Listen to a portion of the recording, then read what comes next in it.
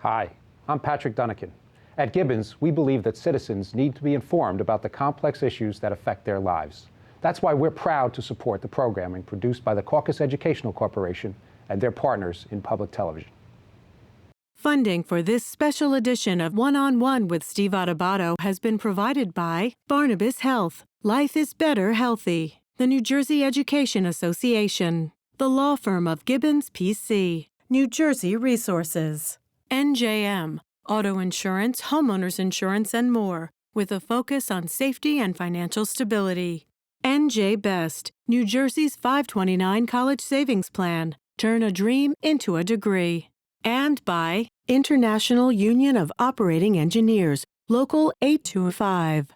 Promotional support provided by NJ.com, Small News, Big News, True Jersey, and by Politicker NJ. This is One-on-One.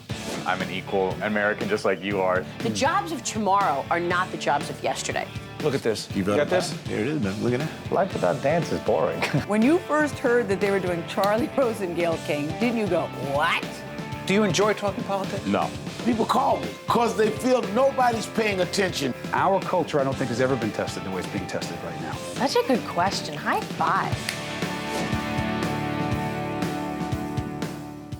I'm Steve Adubato. And I'm Rafael Piroman. Joining us now to talk about some of the critical issues affecting New Jersey, it's veteran Republican State Senator Joe Kyrillos. Senator Kyrillos, thanks for joining us again. Thank you, guys. Good to be here. Now, Senator, let me start with this. In October 2015, the Kiplinger report, it's a business magazine, put New Jersey on the top 10 least tax-friendly states for retirees. It ranked New Jersey as the second highest in combined state and local tax burden. Now, you've been trying to do something about that. You and Tom Kean Jr. last year introduced legislation. What are you trying to do to make this go away or make it different? We have to rebrand New Jersey, right? We're always going to be a high-cost place. We're going to be an expensive northeastern state. But we have to create jobs and attract businesses at least at the pace of our neighbors. And we're losing so many high net worth people from the state. And it's not the millionaires, guys, that I worry about. I represent some of them, but I represent many, many more of us that will be disadvantaged, and many low-income people and middle-income people who depend on revenues to the state for important public purposes. And when we lose those people, when we lose the top 2%, right, people that are in that category, we love to talk about the infamous 2% now. We lose 40-some-odd% of all the income tax revenue. So the retirees that are getting hit after they retired in this state, how are they getting hit, and what are you trying to do to try to get them not to get hit? Well, first of all, we can't scare people by talking about millionaires' taxes, right? We should try to at least be the same as New York, and preferably a little bit less, right? Governor Tom Kean told me years ago, always be a little bit under New York, New York City. People will opt to come here and live here and spend their money here. We have an inheritance tax and an estate tax. I think only state in the nation with two taxes? I think there might be one other, Steve. Might be one other state that's as expensive as New Jersey to die in? Two out of 50. And so what does that mean? And it's not just for the richest of New Jerseyans. It's for anybody that's had a little bit of success in life. They want to take their money. They want to go to places where their modest, moderate pension isn't taxed, and go someplace else. And so we have to have tax fairness. And of in course, Pennsylvania, retirement income isn't taxed at all. But we have to do arithmetic. In and that's exactly right. Now we're talking about New York is 40%? We are talking about eliminating the estate tax. That's very important. Clarify that. What is the estate tax? And we shouldn't talk about raising income taxes. In Pennsylvania, you brought up Pennsylvania, the effective rate is 5%. But in New Jersey, it's more than double that. What is the estate tax? Let people know. What is it? Well, the estate tax is the tax that you pay upon death to your heirs, and we don't keep up with the federal standard in terms of deductions. We should do away with it? And we should do away with it. How about what do you say to some Democrats who say, we should phase it in over time? Okay, some Democrats say, you know what? It's about $450 million of revenue to the state. If you do away with it, We can't afford it. We need that revenue. Well, we're not going to do it in one fell swoop. We're going to gradually do it over a period of years. But I believe that we're going to keep people in the state that will keep their homes, spend money here, buy things in the stores, take care of the college and the theater and the museum and the hospital down the street. One of the biggest sectors of New Jersey that should be scared about the flight of wealth is the nonprofit sector. And when we lose those kinds of people, we lose all their philanthropy. Senator, go back to the millionaires tax. You said we don't need to be talking about a millionaires tax scaring people anymore. What about those, particularly Democrats, who say, you know something? And some of the public employee unions, they say, we need a millionaires tax, which would raise approximately $600 million in the state, because those dollars, those $600 million, will help us deal with the pension crisis for public employees. And that $600 million would go to the $3 billion or so New Jersey needs to put into the public employee pension gap, if you will. And you say, let's not do that. Well, the question is, then where does the revenue come from? I don't know what the increase would be. Depends on what you raise it to. And the millionaires tax isn't really a true millionaires tax. It's a half millionaires tax. Why is it such a bad idea? And it hits all small businesses too. Lots of businesses that have lots of employees. They don't pay a corporate tax rate. They pay an income tax. So it drives people away. And there's a lot of places we can spend it on. The Transportation Trust Fund, on school finance, on extra assistance for middle-income school districts who get very, very little, and we rely on property taxpayers as a result. Pensions, which of course have to be fixed, and there's just not enough to go around. But what happens is when you lose those people, you lose your ability to pay for all those kinds of things. People say to me that the so-called experts, Steve, well, we have just as many high net worth people or so-called millionaires as we ever did. We do have new, younger, high income, successful people. That's true. They come in, but we lose the older ones, and there's no reason why we can't have everybody. And so, just the mere talk about it has corporate relocation people nervous. How much money are we losing? And they say, listen, I think we've lost, in recent years, maybe a decade, I'd have to check the years, about $1 billion plus dollars. $1 billion of money that we could have kept here in New Jersey, but we are losing to Florida, to New Hampshire, to other localities that... Transportation Trust Fund runs out of money in 2016. The end of June 2016 runs out of money. Gas tax. Look, I just heard yesterday, the lowest price of oil in 11 years.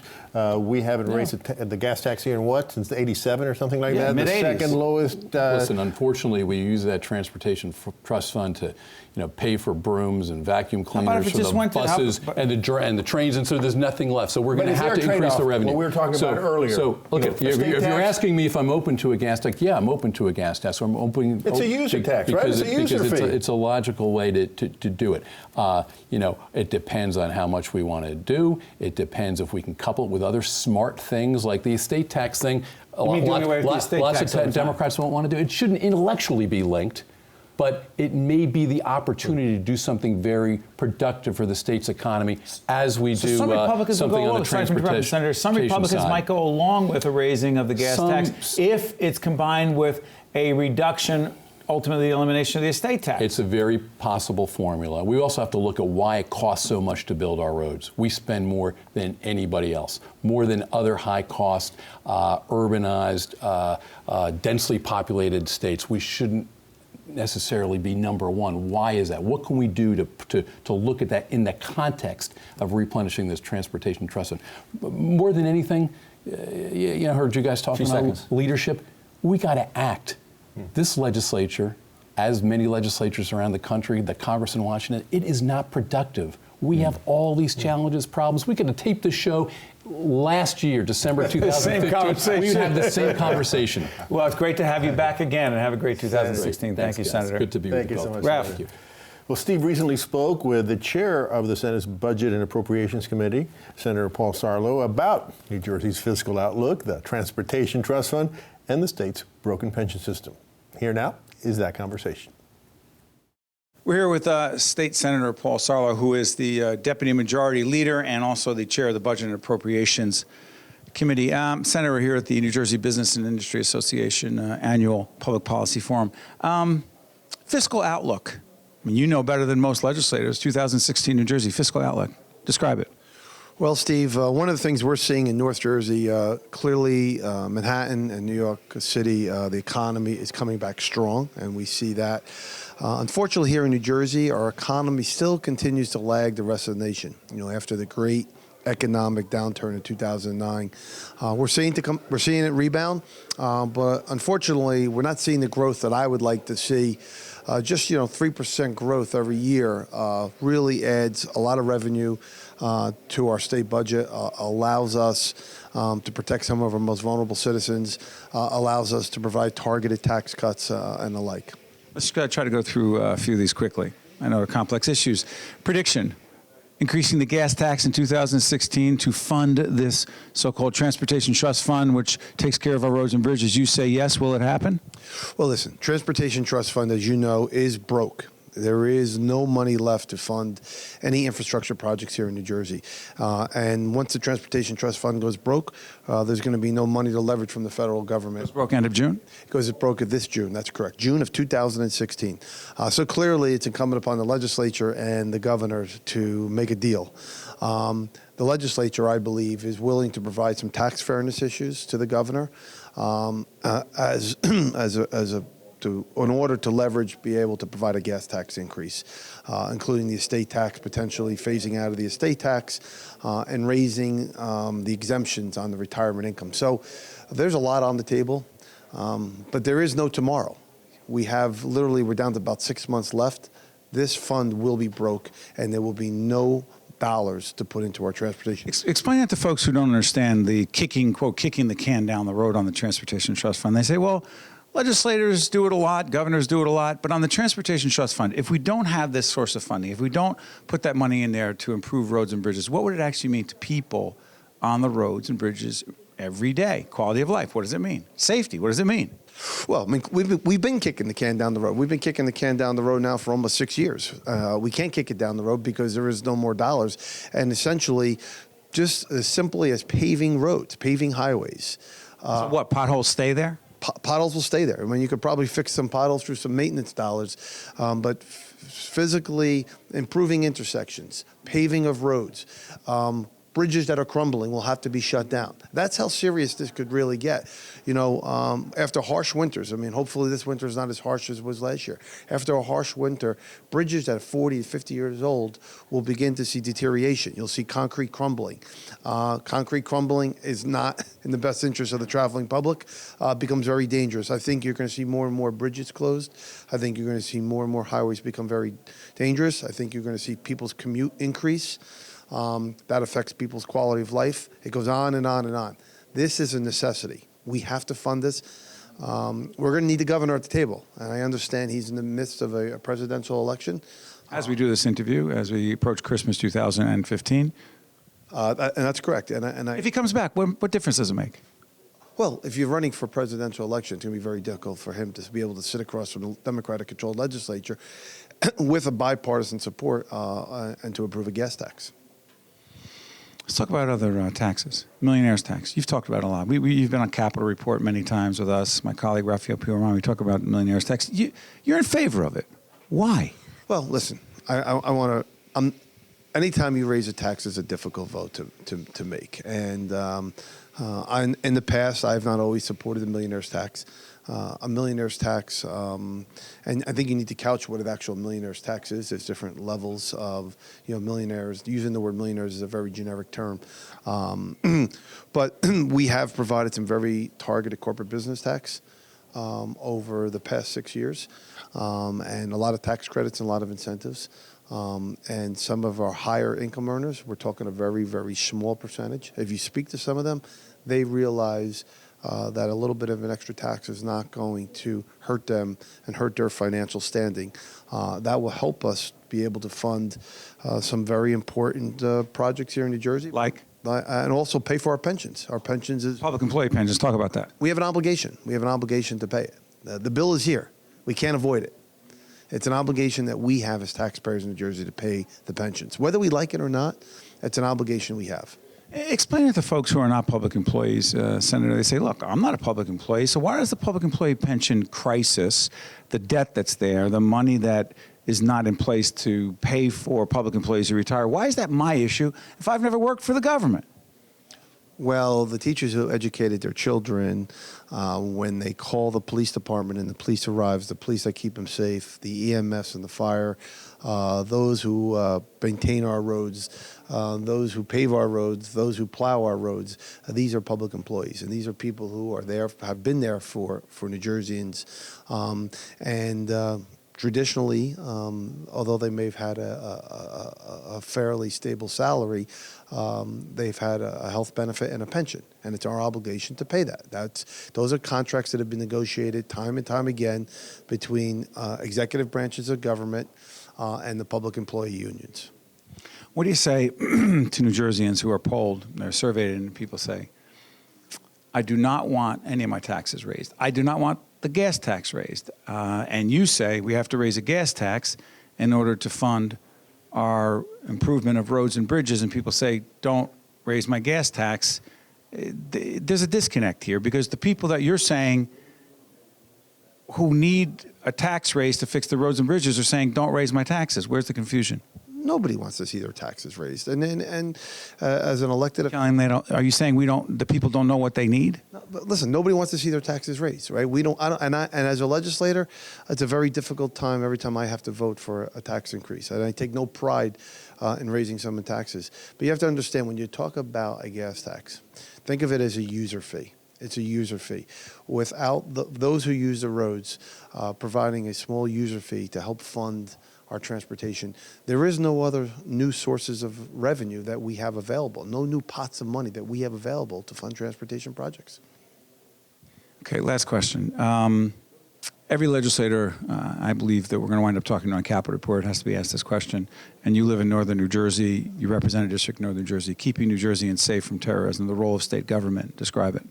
Listen, it's incumbent upon all of us in government, at every level of government, from the local level all the way up to the state level, of course, to the federal level. We live in very difficult times and very dangerous times. We all must be vigilant and watch out for one another and watch out for behavior that could be dangerous to our communities. So we have a big, important role. State, from a Homeland Security standpoint, I have a lot of confidence in our federal law enforcement authorities. I have great confidence in our state police. I have great confidence in all the law enforcement personnel here in New Jersey, that they're being vigilant and that they are keeping an eye on the intelligence reports and watching those suspected terrorists. But we can't let our guard down. We live in difficult times. Major change in immigration policy on the state level and federal level? No, listen, the immigration issues clearly are a federal issue. It's not we have enough difficult issues to deal with already at the state government. That's something that they're going to have to decide at the federal level. Thank you, Senator. Thank you. To see more one-on-one with Steve Adubato programs, visit us online at steveadubato.org. If you would like to express an opinion, email us at info@caucusnj.org. Find us on Facebook at facebook.com/Steve Adubato PhD and follow us on Twitter at Steve Adubato. Maura Collinsgru is Healthcare Program Director at New Jersey Citizen Action. Good to see you, Maura. Good to see you, Steve. The Affordable Care Act changed the way people interact with the healthcare system. That sounds a bit jargony, but what does it actually mean? Well, what it's actually meant is millions more people getting coverage. Here in New Jersey, 700,000 have come into coverage under the Affordable Care Act. So it's done a lot to create greater access to health care for New Jerseyans as well as people all across the country. Okay, but in terms of the information people need and what is accessible to them today, doesn't it put more pressure on healthcare consumers in a way that they were really never prepared for? And how do they get prepared to access the system, get this information, and be informed consumers? Right. Well, part of the problem is that the information consumers need oftentimes is not available to them. For example, consumers just coming into coverage don't necessarily always know how to utilize the coverage they've just been given. So for consumers who've just purchased health insurance, maybe they've never had it before, they don't know how to actually utilize the benefit. The other issue for consumers clearly is also affordability. Even though consumers have purchased the coverage and have financial assistance to do so, we have 4 out of 5 New Jerseyans who've signed up for coverage through the marketplace do get financial assistance. The healthcare marketplace. Yes. But what is often the case is that once they have the insurance, affordability becomes an issue because they have deductibles, they have co-pays, they have co-insurance. All of these things are more out-of-pocket costs that for many people become really a burden.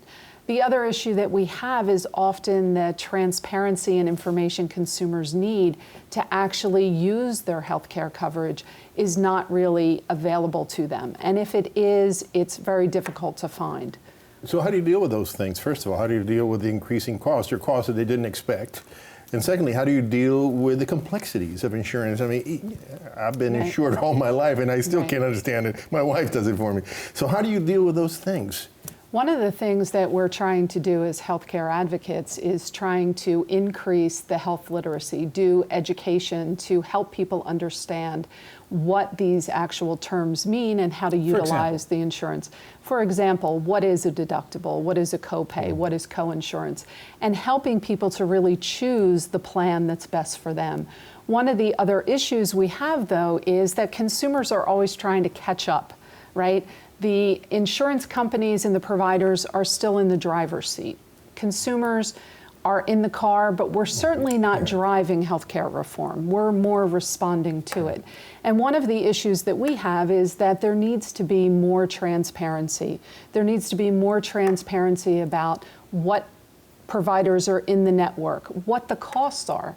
Currently, there is no way for a consumer, even those who are insured, to easily find what the cost of their care is going to be. Why is it so difficult? That's a very good question. Play this out for a second, because Ralph and I have talked to, I mean, both on this program, our other CAUCUS Educational Corporation programs. Ralph is one of the 3 great anchors on Metro Focus. We all try to break down the Affordable Care Act and the implementation of it. We've all heard providers and all heard people from on the hospital side, on the insurance side say, consumers are in the driver's seat. We're trying to respond to the needs of consumers. And you just said the opposite. I did just say the opposite because consumers are in the car, but they're not driving, right? We're responding to what is being put out by the healthcare system. And what we would like to see as consumer advocates is more consumer engagement up front.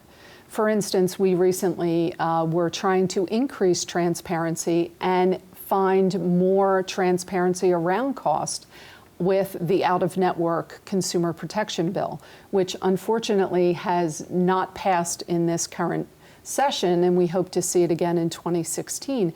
But consumers, even those who are insured, can go into an in-network facility and be treated by someone who's not part of their plan and be surprised by after the fact. But hold on, say Ralph goes in, he's very healthy, so he very rarely has to go, but except he goes in for preventive care.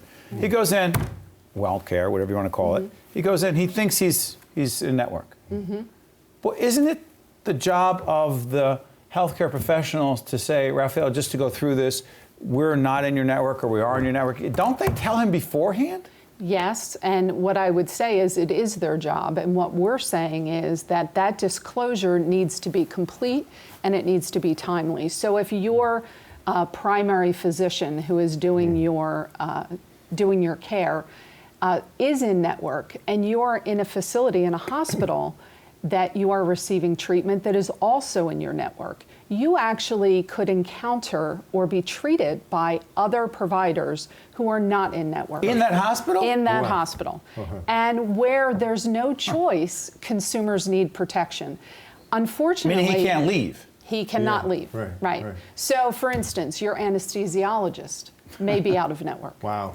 You know, someone who, a pathologist. And that would be a big bill. So hold on, Ralph's, I hate to go into these details, got a few seconds left. Ralph's going in for a minor procedure. Yes. They're ready to do what they have to do. Yes. They find out get this, folks, that the person that's supposed to put him, Yes. under, not in network, and Raf now wants to argue. Right. He's not in a particularly good position to do this. Exactly. He's not in a good position. The other thing is that I'll do without you this time. there's some protection 3 seconds now. left. There's some protection now, but what needs to happen is there needs to be a standard where there's no choice. There's protection across the board And that's not the right for all time for it. consumers. Yeah. That's right. Clearly. Clearly. Raphael, we hope you don't face that situation. Well, thank you for your concern, both of you. It's a very serious situation. I'm not joking at all, but right. thank you, Maura. Yes. Appreciate you laying that out. Raphael, good health to you and you everyone in the very public much. broadcasting I family in hope more than ever now. 2016. One-on-One with Steve Adubato has been a production of the CAUCUS Educational Corporation, celebrating over 25 years of broadcast excellence. Funding for this special edition of One-on-One with Steve Adubato has been provided by Barnabas Health, the New Jersey Education Association, the law firm of GIBBONS, P.C., New Jersey Resources, NJM, NJ Best, International Union of Operating Engineers, Local 825, and by these public-spirited organizations, individuals, and associations committed to informing New Jersey citizens about the important issues facing the Garden State, and by Employers Association of New Jersey. Transportation provided by Airbrook Limousine, serving the metropolitan New York, New Jersey area. Your health is a precious resource, the foundation for everything you do. So at Barnabas Health, we do all we can to restore, protect, and improve it. Should you need care, we offer world-renowned specialists and amazing technology. Yet we also have hundreds of programs to help you avoid the need for that care in the first place. We're here for your health, so you can live, love, work, play, and dream. Barnabas Health. Life is better, healthy.